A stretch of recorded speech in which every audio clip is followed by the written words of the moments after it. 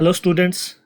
आज के वीडियो में मैं फिर से आपको कुछ पीएच कैलकुलेशंस पर न्यूमेरिकल प्रॉब्लम सॉल्व करके बताऊंगा। क्वेश्चन नंबर 1 में देखिए, calculate the pH of 10 raised to power -7 molar HCl solution.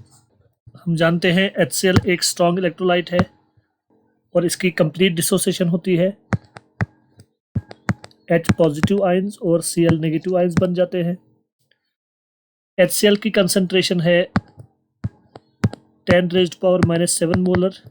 इसका मतलब है H पॉजिटिव आयंस की कंसंट्रेशन भी 10 रेज़्ड पावर -7 मोलर ही होगी। अब ये सॉल्यूशन बहुत ज़्यादा डाइल्यूट है, इसमें H पॉजिटिव की कंसंट्रेशन बहुत कम है। यहाँ पर हमें वाटर की डिसोसिएशन से जो H पॉजिटिव आयंस बनते हैं उनकी कंसंट्रेशन को भी कंसिडर करना पड़ेगा। वाटर की डिसोसिएशन से हम जानते हैं H पॉजिटिव और OH नेगेटिव आयंस बनते हैं और H पॉजिटिव आयंस की कंसंट्रेशन जो वाटर से बनती है वो 10 रेज़्ड पावर -7 मोलर होती है और OH नेगेटिव आयंस की कंसंट्रेशन भी 10 रेज़्ड पावर -7 होती है, जो कि हम KW में ऑलरेडी पढ़ चुके हैं।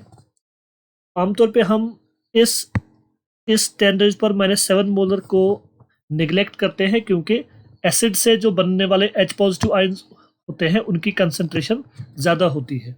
तो in comparison to that concentration हम इस वाटर से बनने वाले H पॉजिटिव को आमतौर पे निगलेक्ट कर लेते हैं। लेकिन यहाँ पर चूंकि एसिड की कंसंट्रेशन बहुत कम है, बहुत ज़्यादा डाइल्यूट सोल्यूशन है और उसमें जो कंसंट्रेशन है वो इस कंसंट्रेशन के बराबर है, तो यहाँ पर हम वाटर से H पॉजिटिव को निगलेक्ट नहीं कर पाएंगे। तो हमें जब टोटल H पॉजिटिव आयंस की कंसंट्रेशन निकालनी है या हाइड्रोनियम आयन की कंसंट्रेशन अगर हमने निकालनी है तो हम क्या करेंगे, इन दोनों को ऐड करेंगे। तो 10 raised power -7 plus 10 raised power -7, तो इस तरह से हाइड्रोनियम आयंस की टोटल कंसंट्रेशन बन गई 2 × 10 रेज़्ड पावर -7 मोलर।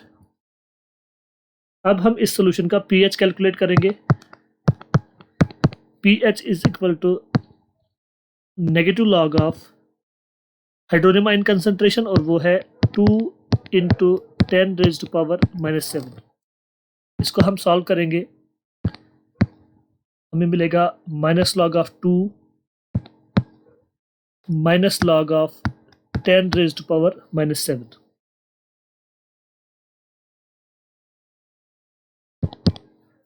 log(2) की वैल्यू है 0.301 और -log(10 रेज़्ड पावर -7) यह आ जाएगा इक्वल टू +7। तो +7 में से आप 0.301 को माइनस कर लो, आंसर मिलेगा हमें 6.699।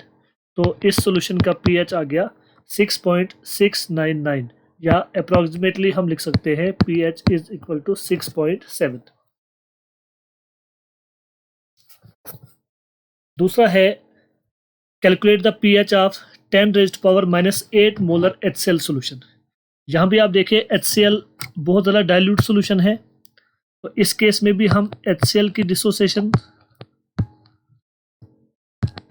डिसोसिएशन से जो H पॉजिटिव बन रहे हैं उनकी कंसंट्रेशन भी लेंगे which is equal to 10 raised power -8 molar और वाटर की डिसोसिएशन से जो H पॉजिटिव बनते हैं उनको भी हम कंसिडर करेंगे।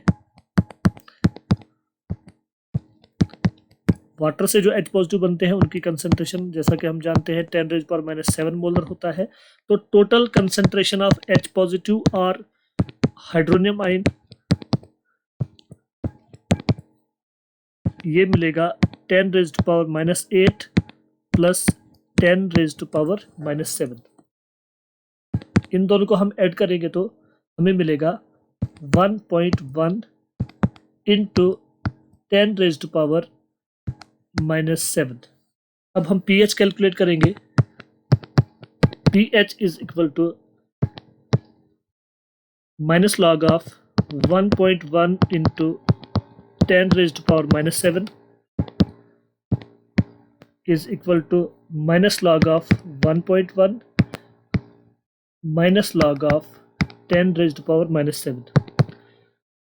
log ऑफ 1.1 होता है 0.04139 minus log of 10 raise power -7 ये आ जाएगा +7 के बराबर।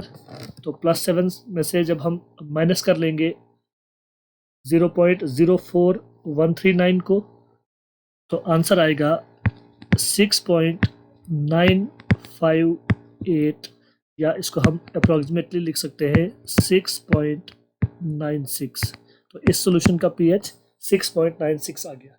तो इन दो क्वेश्चंस में हमने देखा कि जब एक एसिड की कंसंट्रेशन बहुत कम होगी, बहुत ज़्यादा डाइल्यूट सॉल्यूशन होगा, तो वहाँ पर हम जब total concentration of hydronium ion निकालेंगे उसमें हम वाटर की डिसोसिएशन को भी या वाटर की आयोनाइजेशन को भी कंसिडर करेंगे।